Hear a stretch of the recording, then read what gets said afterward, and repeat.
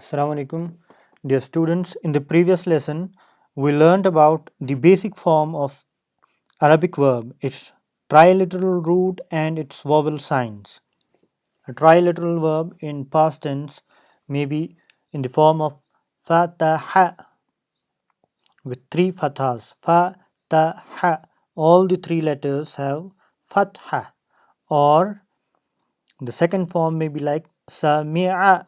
The middle letter sami'a. The middle letter has kasra. Mi sami'a. Or the other form could be like karuma. The first and the third letters would have fatha in all the cases, but the middle letter may have a fatha or a kasra or a zamma. Fataha, sami'a, or karuma. All the triliteral verbs would be like these three, would be in these three forms, maybe like fataha or like samia or karuma. So this we have learnt in detail in the previous lesson. Today we'll see that in Arabic the verb ending changes depending on who does the action. The verb ending changes. Fataha means to open, samia to listen, right? But today we'll learn that the verb ending changes depending on who does the action, whether the action is done by a masculine or a feminine, whether it's dual or plural, and then again in plural, whether it's masculine plural or feminine plural. In all such cases, the ending of the verb changes. In other words, the verb fataha would be suffixed with certain letters to according to the situation, according to who does the action, right? Now we'll see some verbs and uh, see actually what are the differences, what are the changes. So let's uh, recall in Arabic the verb ending changes depending on who does the action. It's as simple as that. You have to remember this in order to understand clearly what's actually following. In Arabic, the verb ending changes depending on who does the action. This happens in uh, so many other languages as well. It's not something unique to Arabic, right? But we don't have such things in English language where verb ending changes depending on who does the action. In other European language like French, for example, or in Spanish, we have same case where the verb ending changes according to the person who does the action. So let's move forward and see. Here we have taken a verb kataba. Kataba. Kataba means he wrote. So before seeing the actual changes of the verb, let me remind you we have these pronouns here that you might be very well familiar with. Huwa is he, she, huma for dual, for both, he and she, whom, plural form hunna, masculine plural is whom, hunna is feminine plural, anta is you for masculine, antuma for dual, antum for plural, anti is feminine singular second person, antuma dual, antunna second person plural feminine, right? Ana is for first person, nahnu first is for plural. So we will conjugate these verbs. This is called verb conjugation.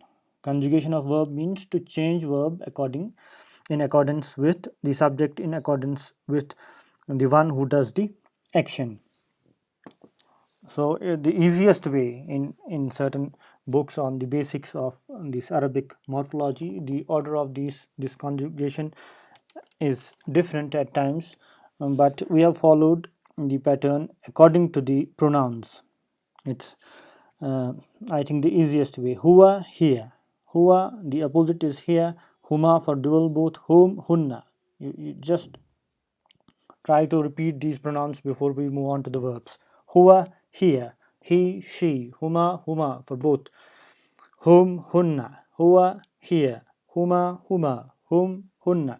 So, huwa kataba. As we have seen the basic form of the verb kataba, triliteral verb, 3 letters, all the 3 have fatha. Huwa kataba. So with he wrote.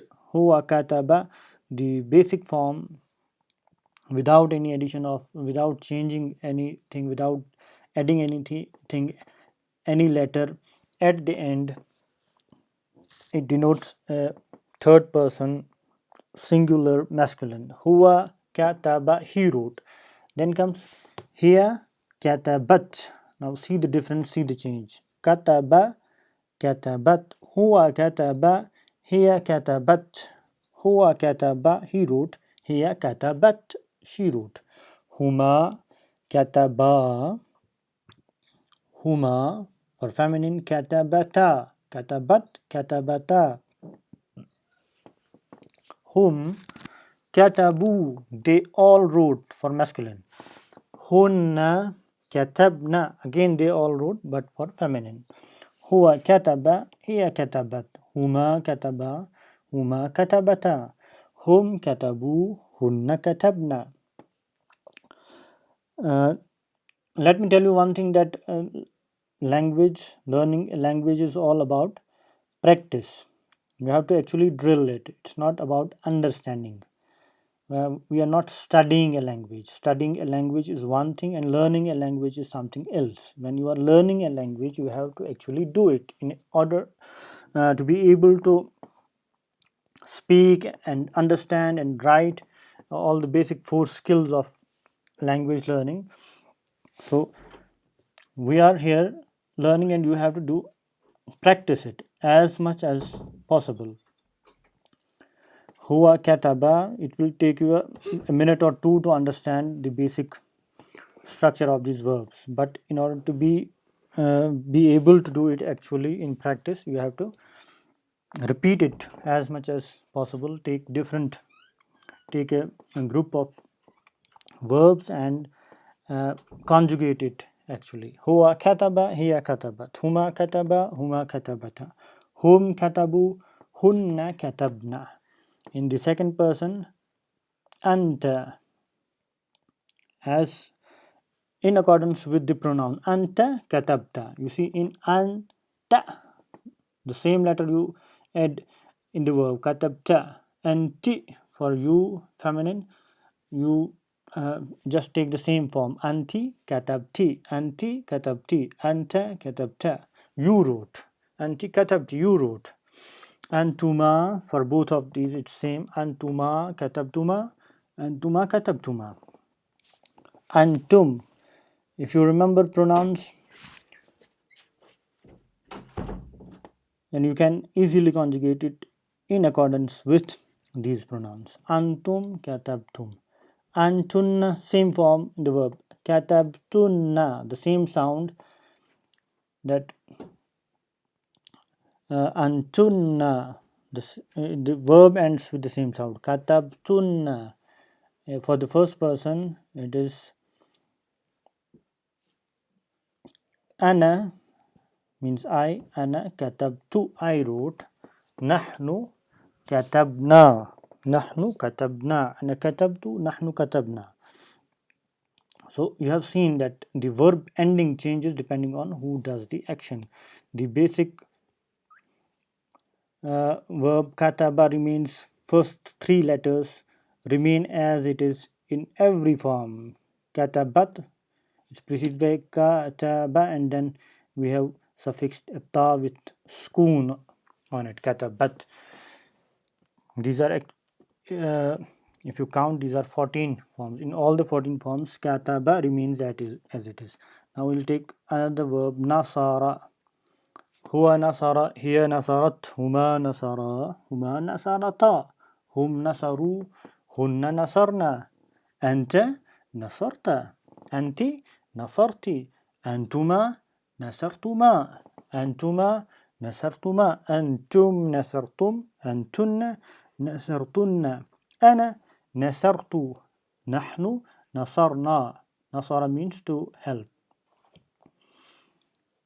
Here the Middle letter, second letter of the verb has kasra. Sami'a, sami'at. Huwa sami'a, huwa sami'a, hiya sami'at. Huma sami'a, huma sami'ata. Hum sami'u, hunna sami'na. Anta sami'na. Anta sami'ta. You listened. Anti sami'ti for feminine second person. Antuma sami'tuma.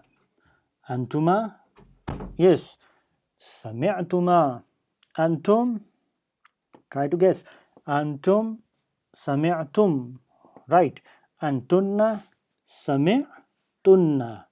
Ana sami'tu.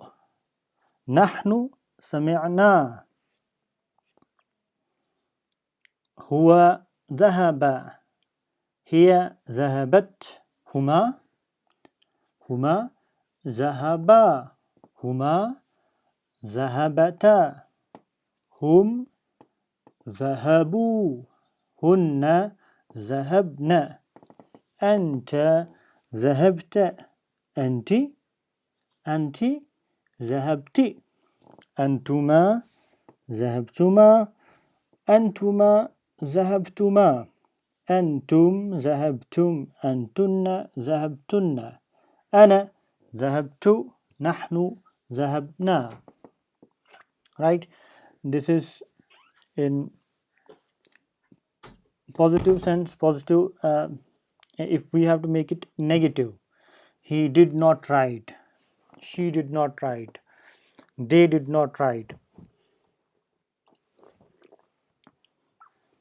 We will add a simple letter ma, a preposition before the verb. Ma kataba, he did not write. Ma katabat, she did not write. Ma katabu, they did not write. Ma kataba, they too, both of them did not write. Likewise, in all the forms, ma katabata, whom ma katabu, can add ma to make it negative. Hunna ma katabna. Anta ma katabta. Anti ma katabti. Antuma ma katabtuma. Antuma ma katabtuma. Antum ma katabtum. Antunna ma katabtunna. Ana ma katabtu. I did not write. Nahnu ma katabna. We did not write. So with this you have learnt the negative form as well of the past tense. Simply you have to add on the same pattern that we learnt just now. You have to prefix ma. You have to add ma in the beginning and it will change the meaning into negative. So far we have learned that like in any other language, verbs play a very important role in Arabic. Verbs can be divided into past, present. In Arabic, we can divide verbs into past tense, present tense, imperative, where you tell someone to do something, prohibitive, where you stop someone from doing something. So, past tense is a verb referring to the occurrence of an action in the past, and in Arabic, a past tense should have the following specifications that we have learnt in the previous lesson in the beginning. Minimum of 3 letters, 3 radicals, triliteral verb. Starting and ending letter should have fatahat, as we have seen in the verbs that we have learned so far.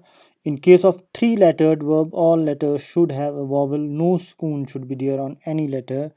Some examples are given below with their meaning. So here I'm giving you a few examples. Kataba, we have done it, and then nasara, we have again done it. You can conjugate other verbs on the same pattern. Kataba means to write, jalasa to sit, akala to eat, daraba to beat, nasara to help, kharaja to go out, nadala to get down.